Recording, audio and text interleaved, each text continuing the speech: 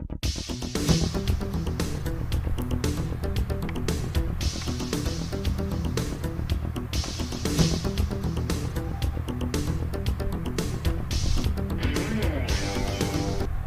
के इस वीडियो के माध्यम से हम सर्वनामिक शब्द रूप के बारे में बात करेंगे।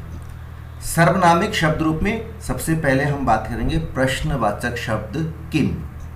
किम के तीनों रूप स्त्रीलिंग, पुल्लिंग और नपुंसकलिंग। इसके रूप प्रयोग हम सीखेंगे, किस तरह से किम शब्द का शब्द रूप निर्माण किया जाए। सबसे पहले हमें ये ध्यान रखना है कि जो आपने बालक शब्द के रूप याद किए हैं, ठीक बालक की तरह ही किम का शब्द रूप चलेगा। बस ध्यान रखना, थोड़ा सा मामूली सा परिवर्तन करना पड़ेगा और उस मामूली से परिवर्तन करते ही आपका किम का रूप पुल्लिंग में बन जाएगा। क्योंकि बालक पुल्लिंग है, इसीलिए हम बालक के अनुसार किम के रूप चलाएंगे। किम में के जब रूप चलाएंगे तो आप ये ध्यान दें कि किम का क अक्षर शेष बचता है, और जिस तरह से बालक शब्द के रूप है तो बालक के स्थान पर आपको क शब्द का प्रयोग करना है। जब आप इस किम के क का प्रयोग करेंगे तो आपका किम का रूप पुल्लिंग में बनता चला जाएगा। किसी किसी जगह पर 5-7 जगहों पर आपको परिवर्तन करना पड़ेगा, मामूली सा परिवर्तन। उस मामूली से परिवर्तन को करते हुए आप बहुत सरल तरीके से किम का शब्द रूप अब बना सकते हैं। सबसे पहले आपने यहां पर देख लिया, ये चार्ट बालक शब्द का है और दूसरा एक ब्लैंक चार्ट है जहां पर लाल अक्षर में लिखा हुआ है।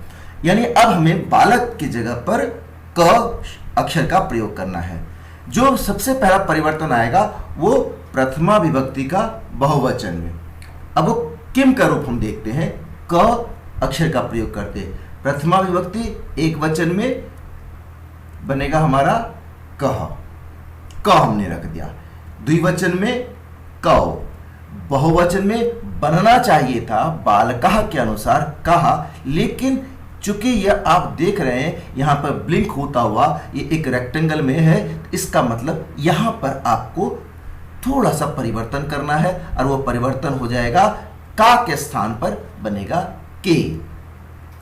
द्वितीय विभक्ति एक वचन कम, द्विवचन कौ, बहुवचन कान। तृतीय विभक्ति एक वचन केन, द्विवचन काभ्याम, बहुवचन कही। चतुर्थी विभक्ति आप देख रहे हैं, चतुर्थी विभक्ति में जो बालकाय था वह हरे रंग के घेरे में आ गया। इसका अर्थ यह हुआ कि यहां पर आपको परिवर्तन करना है। हालांकि होना चाहिए था आपके पास काय, लेकिन परिवर्तन करना है और वो काय की जगह पर चतुर्थी विभक्ति एक वचन बन जाएगा कस्मय, यानी स्मय शब्द आपको यहां पर जोड़ना है। पंचमी द्विवचन काभ्याम, बहुवचन केभ्यः। पंचमी विभक्ति बालक शब्द एक वचन बनता है बालकात्। ठीक इसी तरह से आपको पंचमी विभक्ति में भी थोड़ा सा परिवर्तन करना है। आपका शब्द बनना था कात्, लेकिन यह बनेगा कस्मात्। द्विवचन में काभ्याम, बहुवचन केभ्यः। षष्ठी विभक्ति कस्य, द्विवचन षष्ठी विभक्ति कयोः। षष्ठी विभक्ति का बहुवचन आप देख रहे हैं कि यहाँ पर हरे रंग से घेरा बन गया है, तो यानी यहाँ पर भी परिवर्तन आएगा। होना चाहिए था कनाम, लेकिन यहाँ पर बनेगा केशाम। सप्तमी विभक्ति एक वचन, यहाँ पर भी परिवर्तन आएगा। दोनों जगह आप देख रहे हैं क्योंकि सर्कल घेरे में आ गया, तो यहाँ पर बनना चाहिए था के, लेकिन उस परिवर्तन के कारण बनेगा यहां पर कस्मिन। द्विवचन कयोः, बहुवचन केषु। ये कुछ परिवर्तन है, इन परिवर्तनों के आधार पर आप किम के रूप आप बना सकते हैं। जहां आपको 21 शब्द याद करने थे, अब केवल 5 या 6 शब्द को परिवर्तन करके आप किम के रूप बालक के अनुसार बना सकते हैं। ये तो था पुल्लिंग में। अब हम बात करते हैं स्त्रीलिंग में। स्त्रीलिंग में भी ठीक इसी तरह से आपको प्रयोग करना है कि ये जो घेरे में आपको दिख रहा है शब्द, इन घेरे वाले शब्द में बदलाव आएगा। किम में, स्त्रीलिंग में किम का शब्द इस्तेमाल होता है, का शब्द का प्रयोग करेंगे। और आप लता के शब्द देख रहे हैं, जिस तरह से लता शब्द का प्रयोग हुआ है, ठीक लता के स्थान पर आपको का अक्षर का प्रयोग करना है। और जहां जहां जो जो अक्षर लता में से हटा दिया गया है, जैसे लता में से आ की मात्रा का लोप हो गया, जिन जिन वचन विभक्ति में वहां वहां आपको का आ की मात्रा को हटा देना है। और जो घेरे में है वहां पर क्या परिवर्तन आएगा, उस परिवर्तन को आप ध्यान दें। तो सबसे पहले हम ये देखें कि यहां पर क्या क्या परिवर्तन आएगा इन जगहों पर।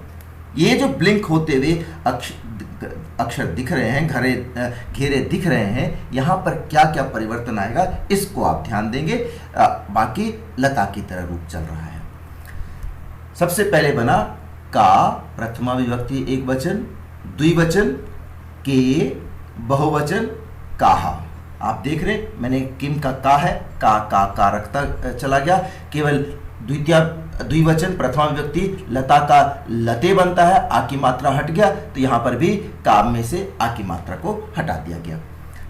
द्वितीय विभक्ति काम, द्विवचन में के, बहुवचन काहा। तृतीय विभक्ति एक वचन कया, यहां भी लतया अंतिम अक्षर आ हटा दिया, तो यहां पर से भी हमने अंतिम अक्षर आ का लोप कर दिया। द्विवचन काभ्याम, बहुवचन काभी। अब यहां पर आप देख रहे हैं कि यहां पर ब्लिंक हो रहा है, यानी कय नहीं बनेगा, यहां पर परिवर्तन होगा। इस परिवर्तन को आपको ध्यान रखना है।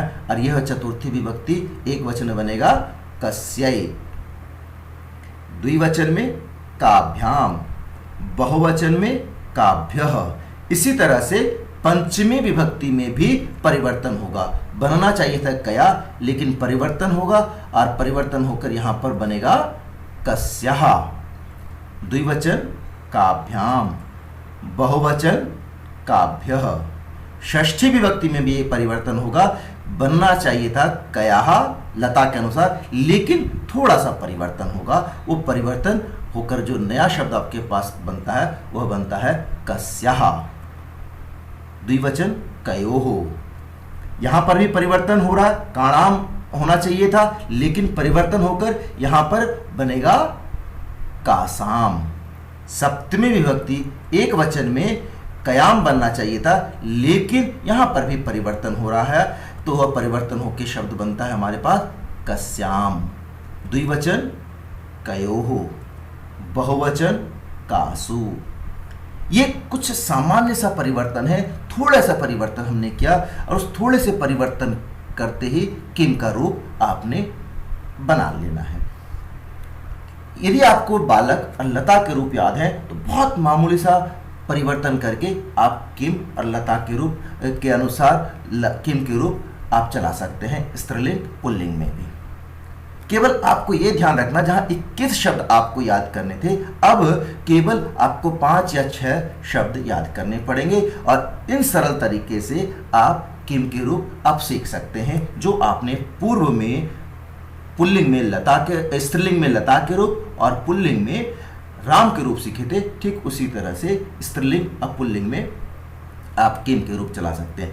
रही बात नपुंसकलिंग, तो नपुंसकलिंग में आपको मालूम है किम का रूप बनता है प्रथमा विभक्ति और द्वितीय विभक्ति में एक जैसा होता है, किम के कानी, किम के कानी।